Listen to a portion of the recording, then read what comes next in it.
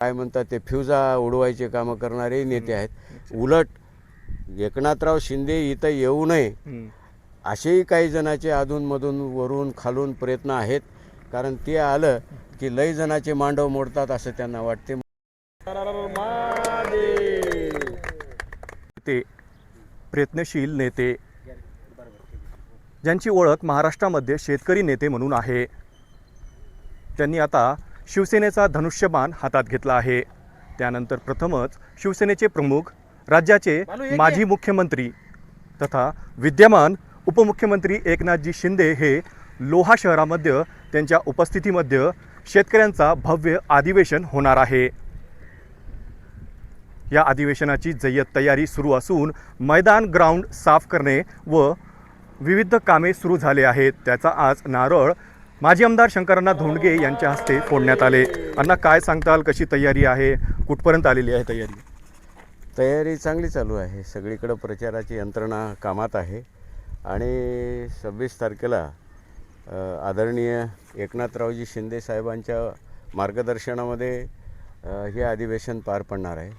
खरं तर 29 तारखेला आणि सगळ्या आपल्या क्षेत्रातलं जे काही ऐतिहासिक ग्राउंड आहे, ज्याला बैल बाजार ग्राउंड म्हणतात, ज्याचे रेकॉर्ड आजपर्यंत आम्हीच मोडलेत आणि आमचेही रेकॉर्ड आम्हीच मोडलेत, अशा मैदानामध्ये ही भव्य सभा आहे। आणि हे अधिवेशन म्हणजे एक नव्या पर्वाची सुरुवात आहे, कारण हे शेतकऱ्याचं अधिवेशन आहे आणि एकनाथरावजी शिंदे साहेबांनी जय भवानी जय शिवाजी बरोबर आता जय जवान जय किसान हाही नारा लावलेला आहे। त्यामुळे एक परिवर्तनाची नवी नांदी, हे जरी लोहा या ठिकाणी हे राज्याचं अधिवेशन होत असेल, शेतकऱ्याच्या सगळ्या 20-22 जिल्ह्यातले प्रतिनिधी येणार आहेत, इथं मोठमोठे नेत्यांचे पक्षप्रवेशसुद्धा होणार आहेत। हे बाकीचं जरी असलं तरी हे अधिवेशन शेतकऱ्याच्या, आम्हा महाराष्ट्रातल्या शेतकऱ्याच्या दृष्टीने एक ऐतिहासिक अधिवेशन ठरणार आहे।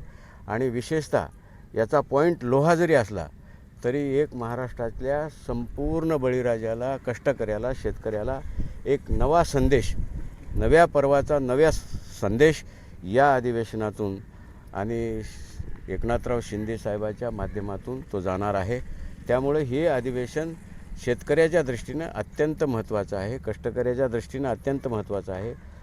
इथून नव्या युगाची, नव्या पर्वाची आणि या राज्यातल्या बळीराजाला सुखाचा दिवस यावा यासाठी जे आमचे 30-40 वर्षापासूनचे आमचे आणि हजारो कार्यकर्त्याचे जे राज्यात प्रयत्न वेगवेगळ्या चळवळीच्या माध्यमातून आहेत, त्याची खऱ्या अर्थानं सोडवणुकीची सुरुवात या अधिवेशनापासून होईल असा आम्हाला विश्वास वाटतो। म्हणून हे अधिवेशन खऱ्या अर्थानं ऐतिहासिक ठरणार आहे। आणि लोकसभा विधानसभेच्या तोंडावरच असे अधिवेशन होतात, पक्षप्रवेश होत असतात, कोणतीच निवडणूक नाही आहे असे तुम्ही आज कार्यक्रम घेताय? नाही, निवडणुकीचा काय विषय आहे? निवडणुकीचा हा विषय नाही, हा विषय तमाम शेतकरी समाजाच्या अडीअडचणीच्या प्रश्नाच्या, त्यांच्या कळीच्या प्रश्नाचा विषय आहे। आणि एकनाथराव शिंदे या राज्यातले अत्यंत धाडशी आणि धडाकेबाज निर्णय घेणारे, फार काही त्याचा अभ्यास वगैरे करत न बसता समाजहिताचा जर एखादा निर्णय असेल तर त्याच्यासाठी पंचांग बघत बसणारे नाहीत, त्याच्यासाठी काही निवडणुकीचा काळ बघत बसणारे नाहीत। निश्चितपणे त्याचा आणि याचा काही संबंध नाही।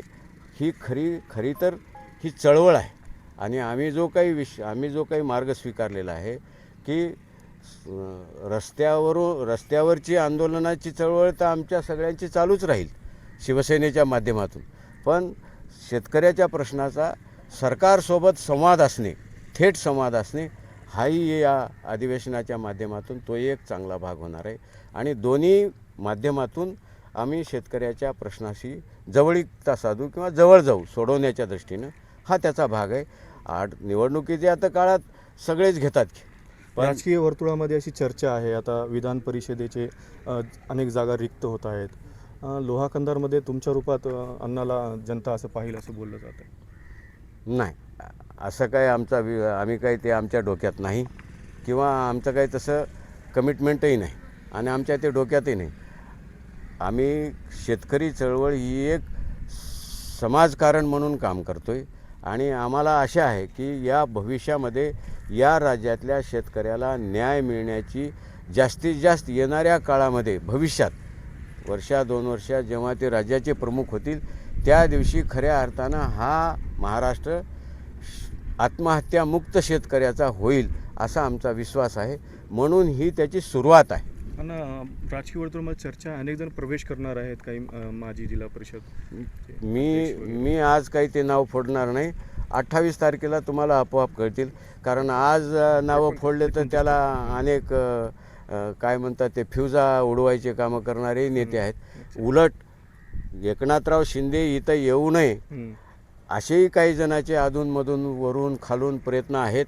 कारण ते आलं की लई जणाचे मांडव मोडतात असं त्यांना वाटते, म्हणून तेही प्रयत्न आहेत. पण ते काय आज मी उघड करणार. मी असा उल्लेख केला आहे, विद्यमान आमदार प्रतापवाडी चिखलीकर यांनी स्वागत केलं आहे, त्यांनी जे येत असतील तर स्वागत आहे. नाही, त्यांना काय कोणी आता सरकारात आहेत, काड्या कोण करत आहेत? स्वागत करणं हे काही वाईट नाही, चांगली गोष्ट आहे ना. होणं कोण करत आहेत? मी काय म्हणतो, स्वागत करणं काही वाईट गोष्ट नाही, चांगली गोष्ट आहे.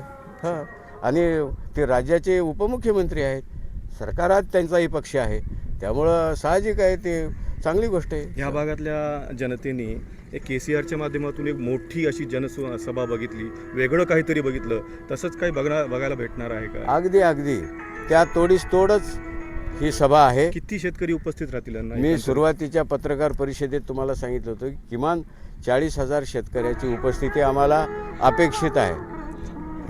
हे होते लोहा कंधार मतदारसंघाचे माजी आमदार शंकरनाथ धोंडगे. आणि या अधिवेशनामध्ये कमीत कमी 40,000 शेतकरी या अधिवेशनात उपस्थित राहणार आहे, राज्यभराचे प्रतिनिधी म्हणून उपस्थित राहणार आहेत असं त्यांचं म्हणणं आहे. येणाऱ्या 29 मार्च रोजी ही सायंकाळी 6 वाजता ही भव्य अधिवेशन शेतकऱ्यांचा मेळावा उपमुख्यमंत्री एकनाथजी शिंदे यांच्या उपस्थितीत होणार आहे. आपण पाहत होता दैनिक जनतेचे मत, या वर्तमानपत्राचे सोशल मीडिया माध्यम जनतेचे मत.